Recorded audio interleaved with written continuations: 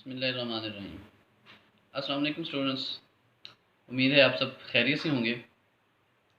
हम पढ़ रहे थे रिप्रोडक्शन इन फंजाई के बारे में, जिसमें पिछले लेक्चर्स में हमने पढ़ा वेजिटेटिव रिप्रोडक्शन इन फंजाई के बारे में, फिर एसेक्सुअल रिप्रोडक्शन इन फंजाई पढ़ा, फिर सेक्सुअल रिप्रोडक्शन इन फंजाई पढ़ा, उसमें रिप्रोडक्टिव स्ट्रक्चर्स के बारे में पढ़ा। तो हमारा नेक्स्ट इस चैप्टर का जो लास्ट टॉपिक है वो है लाइफ साइकिल ऑफ फंजाई। कि फंजाई जब सेक्सुअली या एसेक्सुअली रिप्रोड्यूस कर रही है तो उस दौरान वो किन किन फेजेस से, किन किन मराहल से गुजरते हैं, कि रिप्रोड्यूस करते हुए कौन से साइकिल से या कौन से चक्कर से या कौन कौन से मराहल से गुजरती है फंजाई, उसके बारे में हम पढ़ेंगे, जिसको हम लाइफ साइकिल ऑफ फंजाई का नाम दिया जाता है। तो फंजाई जनरली रिप्रोड्यूस करते हुए 4 स्टेजेस या 4 फेजेस से गुजरती है। 4 तरह के मराहल हैं। फर्स्ट जो है वो हैप्लाइड फेज़ है, जिसमें हैप्लाइड स्टेज प्रोमिनेंट स्टेज होती है। Haploid hyphae fuse to form diploid nuclei, कि 2 हैप्लाइड हाइफी जो हैं वो मिलती हैं, फ्यूज़ होती हैं, जिसके नतीजे में एक डिप्लाइड न्यूक्लियाई या जाइगोट बनता है। अब ये डिप्लाइड न्यूक्लियाई मियोसिस के प्रोसेस से गुजरता है और अगेन हैप्लाइड में चेंज हो जाता है। मीन कि इसमें डिप्लॉयड स्टेज जो है वो शॉर्ट टाइम के लिए या जाइगोटिक स्टेज पर मुश्तमिल होती है। ओवरऑल जो है वो पहले भी हैप्लाइड स्टेज है और जाइगोट के बाद भी हैप्लाइड स्टेज है, तो इसको हैप्लाइड फेज़ का नाम दिया जाता है। इसमें दो हैप्लाइड न्यूक्लियाई या 2 हैप्लाइड्स जो हैं वो फ्यूज़ हुए और डिप्लाइड जाइगोट बना और मियोसिस के ज़रिए फिर से हैप्लाइड स्टेज में या हैप्लाइड स्पोर्स में कन्वर्ट हो जाती है। दूसरी स्टेज है डिप्लॉयड फेज़, या दूसरा फेज़ जो है उसको डिप्लॉयड फेज़ का नाम दिया जाता है। इसमें डिप्लॉयड स्टेज जो है वो प्रोमिनेंट स्टेज है, कि जिसमें मैच्योर जो हाइफी हैं वो गैमीट्स बनाती हैं, जिसमें गैमीट्स जो है वो मियोसिस के ज़रिए बनते हैं। गैमीट्स फ्यूज़ होते हैं और उसके नतीजे में जाइगोट बनता है। तो zygote develop in by mitosis into new diploid hyphae. अब इसमें जो गैमीटिक स्टेज है वो सिर्फ हैप्लाइड है, बाकी सारी की सारी स्टेज जो है वो डिप्लॉयड स्टेज है, इसलिए इसको डिप्लॉयड फेज़ का नाम दिया जाता है। तो फर्स्ट जो हैप्लाइड स्टेज है वो जनरली, या हैप्लाइड फेज़ जो है वो एसेक्सुअल रिप्रोडक्शन में होता है। तो डिप्लॉयड फेज़ जो है वो मोस्टली जो है वो सेक्सुअल रिप्रोडक्शन में होता है, कि जिसमें एक मेच्योर हाइफी जो है वो जो है 2 गैमीट बनाती है।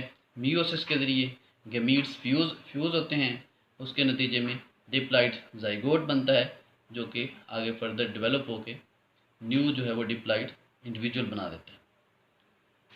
थर्ड जो फेज़ है हैप्लाइड डिप्लॉयड फेज़। इस फेज़ में हैप्लाइड और डिप्लॉयड स्टेजेस जो हैं वो अल्टरनेट करती रहती हैं। हैप्लाइड है उससे डिप्लॉयड्स बनते हैं, डिप्लॉयड्स हैं फिर से मियोसिस के जरिए उसमें हैप्लॉयड स्टेज में कन्वर्ट हो जाते हैं, इसलिए इसको हैप्लाइड डिप्लॉयड स्टेज या फेज़ का नाम दिया जाता है और ये फंजाई में बहुत रेयर होता है। फोर्थ जो स्टेज है वो डाइकैरियोटिक फेज़ है, जो फोर्थ चौथा जो मरहला है फंजाई के लाइफ साइकिल में, उसको डाइकैरियोटिक फेज़ या डाइकैरियोटिक मरहले का नाम दिया जाता है। जैसे पीछे भी हम उसमें डिस्कस कर चुके हैं कि dikaryotic, di mean 2, karyon mean nucleus. कि डाइकैरियोटिक फेज़ वो फेज़ है कि जिसमें 2 फंजाई या 2 हाइफी जो हैं उनके सेल्स के साइटोप्लाज्म या प्रोटोप्लाज्म तो फ्यूज़ हो जाते हैं। मीन प्लाज्मोगैमी तो हो जाती है, लेकिन उनमें कैरियोगैमी नहीं होती। उनके प्रोटोप्लाज्म फ्यूज़ हो जाते हैं, लेकिन उनके जो न्यूक्लियाई हैं वो फ्यूज़ नहीं होते। तो इस स्टेज में एक सेल के अंदर 2 न्यूक्लियाई आ जाते हैं। अब 2 न्यूक्लियाई आने की वजह से इसको डाइकैरियोन का नाम दिया जाता है। Di mean 2, karyon mean nucleus, और इस फेज़ को जो है वो डाइकैरियोटिक फेज़ का नाम दिया जाता है। मोस्टली ये जो है वो एस्कोमाइकोटा ग्रुप ऑफ फंजाई में ये स्टेजेस पाई जाती हैं या ये फेज़ पाया जाता है।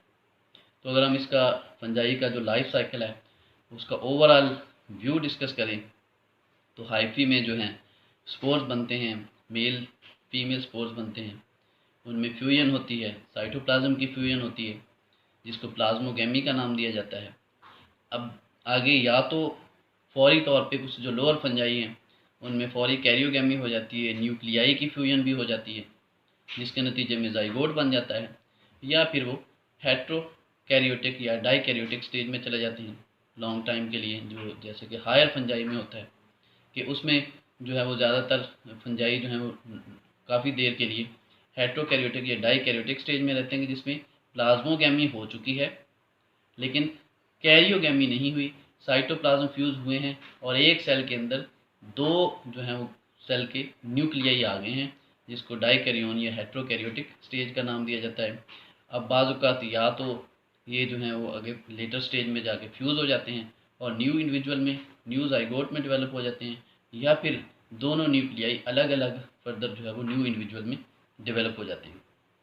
कैरियोगैमी हुई, ज़ाइगोट बना, ज़ाइगोट में अब या तो माइटोसिस के ज़रिए डिप्लॉइड स्टेज में चला जाएगा या फिर उसमें फिर से जो है वो मियोसिस होगी और वो हैप्लॉइड स्पोर्स में कन्वर्ट हो जाएगा। हैप्लॉइड स्पोर्स से फिर हाइफी बनेंगी, फिर इसी तरह से मेल एंड फीमेल स्पोर्स बनेंगे, फिर प्लाज्मोगैमी, फिर कैरियोगैमी, फिर ज़ाइगोट, फिर डिप्लॉइड, हैप्लॉइड। इसी तरह ये लाइफ साइकिल जो है वो फंजाई का चलता रहता है, जिसको जनरली हम जो है वो ओवरऑल जो कि पिछले 4 उसके प्रोसेस या 4 मराहल हम डिस्कस कर चुके हैं, जिसमें हैप्लॉइड फेज़ है, डिप्लॉइड फेज़ है, या फिर जो है वो हैप्लॉइड डिप्लॉइड फेज़ है जो कि अल्टरनेट करते रहते हैं, या फिर जो है उसमें डाइकैरियोटिक फेज़ है। तो ये 4 मराहल जो हैं वो फंजाई के लाइफ साइकिल में जो है वो बार बार रिपीट होते रहते हैं, जिसमें हैप्लॉइड सेल्स जो है वो या डिप्लॉइड सेल्स जो है वो contain two complete set of chromosomes के। जो डिप्लॉइड सेल है उसमें क्रोमोसोम्स के 2 मुकम्मल सेट मौजूद होते हैं, जबकि जो हैप्लॉइड सेल है उसमें हाफ नंबर ऑफ क्रोमोसोम्स होते हैं as compare to diploid. A haploid cell contain only 1 complete set of chromosomes।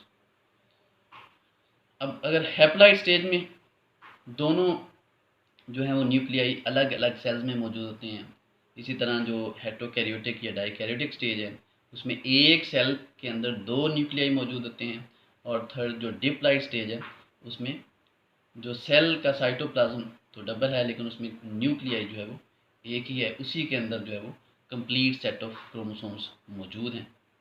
तो एसेक्सुअल रिप्रोडक्शन जो है वो जनरली हैप्लॉइड स्पोर्स बनाती है और गैमीट्स जो हैं वो जनरली सेक्सुअल रिप्रोडक्शन में प्रोड्यूस होते हैं। ये है ओवरऑल फंजाई का लाइफ साइकिल, जो कि 4 मराहल पर मुश्तमिल है। इसको बार बार उसमें जो है वो स्टेजेस से रिपीट होती रहती हैं, haploid stage, diploid stage, dikaryotic stage, haploid diploid stage. ये हाइफी जो है वो मेल एंड फीमेल स्पोर्स बनाती है, उसमें प्लाज्मोगैमी होती है, प्लाज्मोगैमी के बाद लोअर फंजाई में फौरी कैरियोगैमी हो जाती है, हायर फंजाई में डाइकैरियोटिक स्टेज में चले जाते हैं। कैरियोगैमी से आगे जो है वो ज़ाइगोट बनता है, ज़ाइगोट से जो है वो फिर से या तो माइटोसिस के ज़रिए वो डिप्लॉइड में चले जाते हैं, या फिर डिप्लॉइड मियोसिस होती है, फिर से हैप्लॉइड स्पोर्स बनते हैं और हैप्लॉइड से फिर से हाइफी बनते हैं। तो ये लाइफ साइकिल जो है वो बार बार रिपीट होता रहता है।